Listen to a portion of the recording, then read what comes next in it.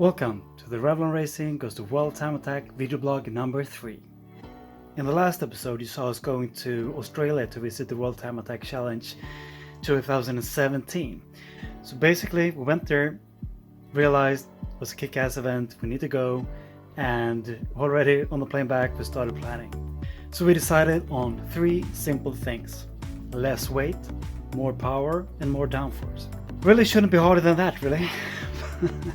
So to make that happen, we need to do a lot of work in all different areas of the car. So we decided it's best to start with the bodywork and to get that stuff done before we move on to some of the other parts. So obviously we do a lot of stuff in parallel, but mostly since coming back from World Time Attack has been about bodywork. So mainly has been me standing here alone in the workshop and just sanding and working with the body parts. It's not the most fun job. It's really time consuming and pretty boring, to be honest, and as a result this video blog is not the most interesting, but it is what it is, right? And you gotta get that stuff done too. If it was just fun and easy, I guess everybody would be doing this, but obviously not everyone is building quick cars and going to World Time Attack, so this is our choice and this is what we have to do.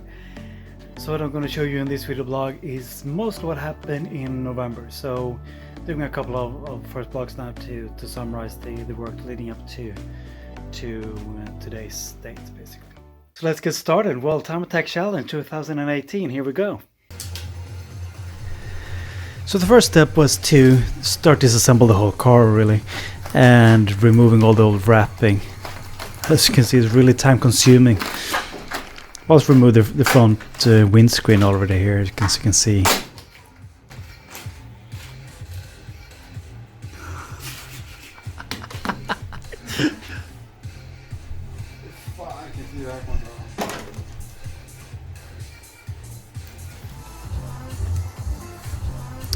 At this step, you can see that the rear fenders are removed, and also started to blanking off all the different holes and exits from the rear that we're not going to be using anymore, and also prepping to make the rear molds.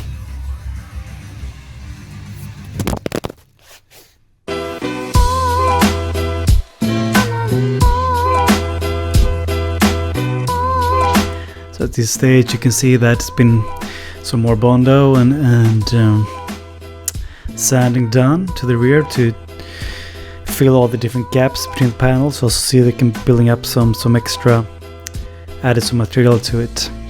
And also you can see here that the A-pillars and drop lists are also now bonded in together, and also the old sunroof, just to make a smoother transition, since all the panel will just be a single carbon panel.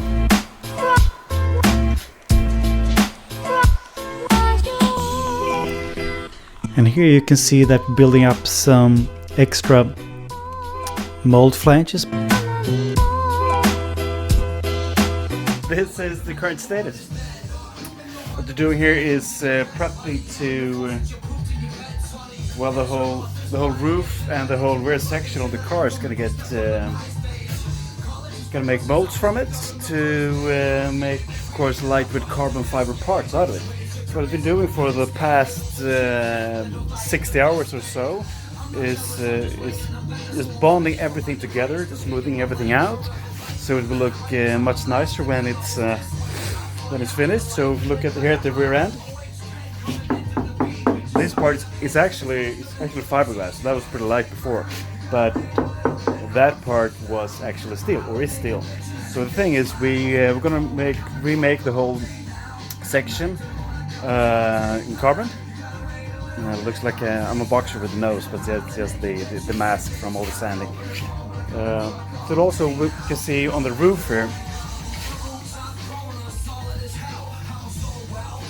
So if you look at this, as the drop list, so they have been bonded in together with the roof and the sides to make it smooth, so we don't need to run the drop list afterward, because we're not actually just replacing the skin here with carbon. We're actually replacing everything, the whole structure with carbon.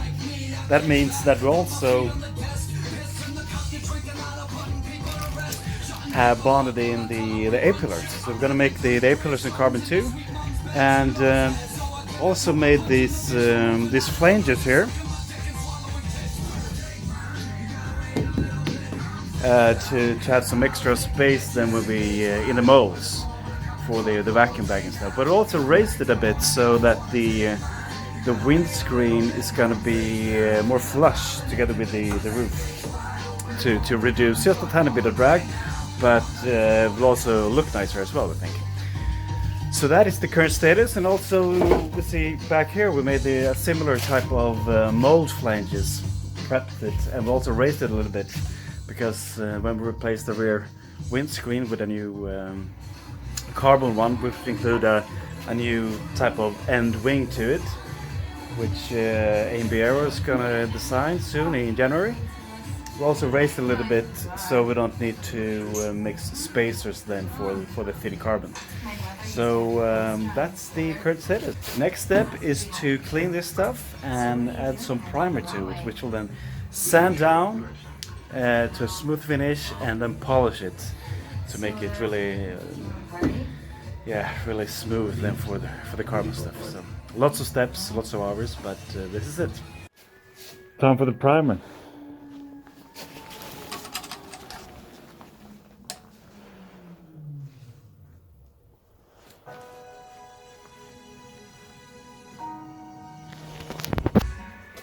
It's on.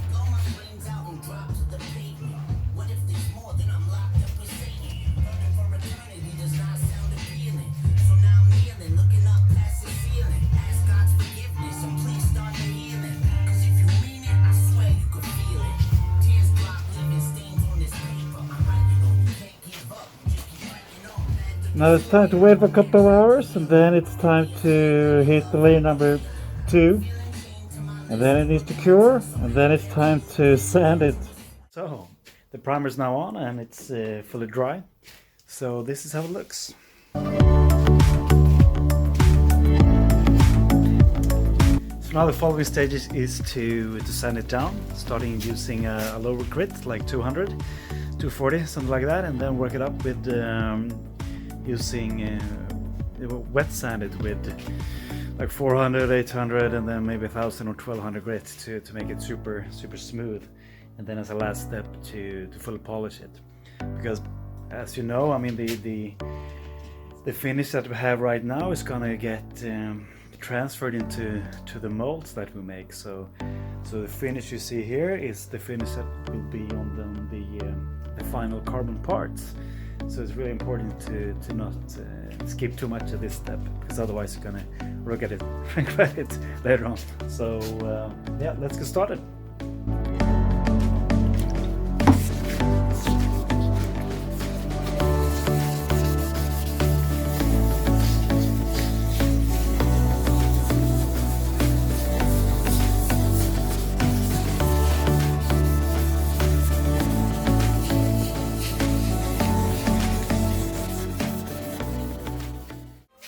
Now it's fully sanded, so this is how it looks. It's actually very smooth now. So this is after the full wet sand and cleaning and sanding and cleaning and sanding and cleaning. And this is the finished product.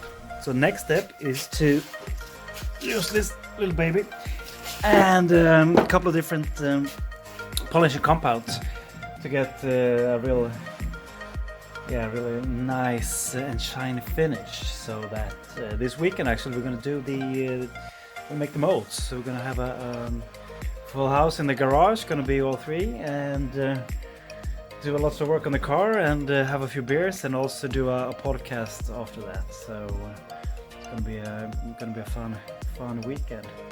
So I want to have everything prepared, so when the guys comes here we can get started right away with adding the different mold flanges to these parts, because since we're going to do the A-pillars as well as the actual door insides as well, we need to do this in a 3-piece mold.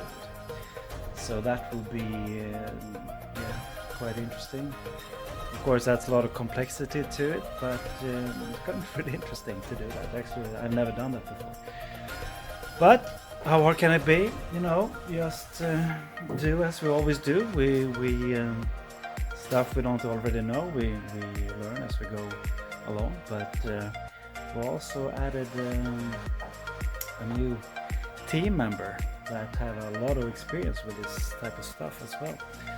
So I'll introduce him later on, but that will be very helpful because he's got a lot of composites experience along with other types of good skills that we can use. So more of that later on, but this is the car. And I'm gonna get started with the polishing, and I'm going to catch up with you guys later on.